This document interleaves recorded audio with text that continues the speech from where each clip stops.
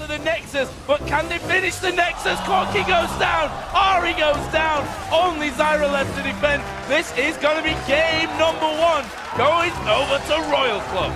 They were so excited they were falling out of their chairs by the end of that one, and what an insane ending. We knew Royal Club and OMG would fight like crazy. We knew Royal had that window in the game before Renekton got outscaled by Jack. They've stolen Elunir's first blue, the second blue for Mazarin, who had a tough time in the top lane, so they're working on it, but the objective's not there to be grabbed yet. They may try after this one. Can't do it as a dragon, but Inspiro are going to take some good damage here. Third bolt is going to be shielded off a bit by the damage. And here from the top lane, Elunir looking like he could go in. 2 shots, the barrier's off. Elunir from the side, low on mana, makes it count with just the Cataclysm. He walks it in for the sure secured kill. We'll call that Tabs being a bit of a greed boy right there, because he back in on Faker, able to leave with trading summoners, so actually came out pretty well with that. Crazy stuff there in that mid lane, but look at this. Bengi's on the hunt. He's blind, but he can sniff blood here as he lands it on towards Nagne. He was stood stationary there around the corner, and Bengi landing everything that he needed to, and they've got time here for some tower damage as well. Oh, we do see right now Faker's decided to Back and forth love taps in that lane, so they go for consumables, stick with the rings for mana regen. And right now, we gotta remember that Cool's been getting the blue buffs. Faker's going in on this without the blue. Cool now to answer. What? No! There must have been something wrong in the engagement. That would only be stopped due to a peripheral, due to something not working well for Zach. They've been continuously giving him wolves, help with wolves, especially the Loveland's grabbing for him. So they're trying to build up that. Oh, here we go, there it is! Back into the Cool gets the outplay! True shot barrage. No one saw that coming. Oh, I was so wrong. The cooldown was up on Dark Spear. Takes Faker down. Fights in so many places, mainly just because Loveland's Volibear has been so omnipresent on the map. Wild Turtle cannot get the shot down, and he's not going to be able to fight that bear.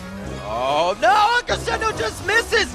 They're trying to hit the skill shot still. This should be a kill on Hassan. The cooldown for the Roar is up. Will he be able to get it? He gets the slow on the Turtle. The fear comes out now. Turtle gets himself way too deep here. The exhaust goes down. It was unnecessary, but they just put it on top of the icing. I mean, if you think about it logically, with the dash that she has, and NBS, he's got another 20 seconds left on his flash. He won't have it for the game. There is the taunt coming in. Where's MBS going? He's actually headed around the other side. Will pop his ultimate here. Jumps over towards that Tribush. Already taking a good chunk of damage. Going through that turret. Is Faker going to come up to this one? You can see that Mazarin started to work his way down. And MBS, where's he going to go from here? He could have gotten out if they had a mid ward for Vision. But since Faker went to farm the Wraith camp, he thought Faker was coming to cut him off. And he burns his flash again. Yep, he wanted to burn his flash to try and not give up first blood and suicide to turrets right there, but he ends up doing both. Black Sword and SK Telecom T1 like Monty and the analysts predicted, but game 1 went over to Najim Black Sword. Yeah, the one thing I really want to highlight about that game was the Nagne versus Faker matchup. Round 1 went heavily in favor of Nagne. His Gragas, 6-1-4, and he was in complete and utter control of that matchup. I was particularly impressed by his explosive casks. We'll see if he can pick as a winner in the next one. Oh, wow, the other solo laner. I want to give...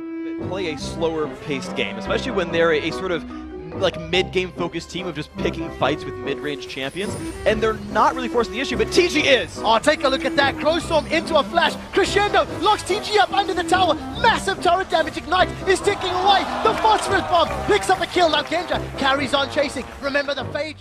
Just consistency here to not make this turn into a problem. It'll be interesting to see how much goal difference that is, because in terms of baited in minions, Reginald's going to try and back away, has to flash out there, does get slowed down, but it's not going to be enough, and he will get away from OMG's gank in that mid lane.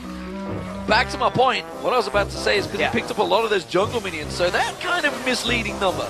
Reggie is just deciding to continue to go in. It might cost him. Why did he go back in? Who will know? Because Loveland picks up the kill. I have no idea what he was doing there. Being overconfident, for one. Cool. Look at this maneuvering coming out. Cloud9 was stacking up for the top of Fnatic, who quickly rotated around. They want to shove straight for the inner turret. And Cloud9 is actually going to take part of this trade. There's a bit of indecision coming from them again. Fnatic might wait in the brush here. They're at the very least getting one turret, maybe more. Cloud9 splitting up once again. This is not a pace race they want for sure. Fnatic, they're not done here because they still see two members backing off the top lane. They could go straight for the inhibitor turret. They will. They're going to go right for this. There's still an Ashe and a Sona in the lane. They just got back to base. The turret goes down. Now, Cloud9 engages. They go for Peke, and he's not really the right target because the Stranglethorns is going to bounce Meteors up. That's going to be high going down. Massive kill for Fnatic here. See, Sneaky, he's going to get dropped as well. Crescendo simply saves their lives. It takes Cyanide down, but 4 members of Fnatic are still alive in the base, and 3 members of Cloud9 are already dead. Cloud9 was so indecisive in that, and Fnatic was not. They engaged before Lemon Nation and Sneaky had arrived in that fight, and the comboing of Fnatic wrecked Cloud9.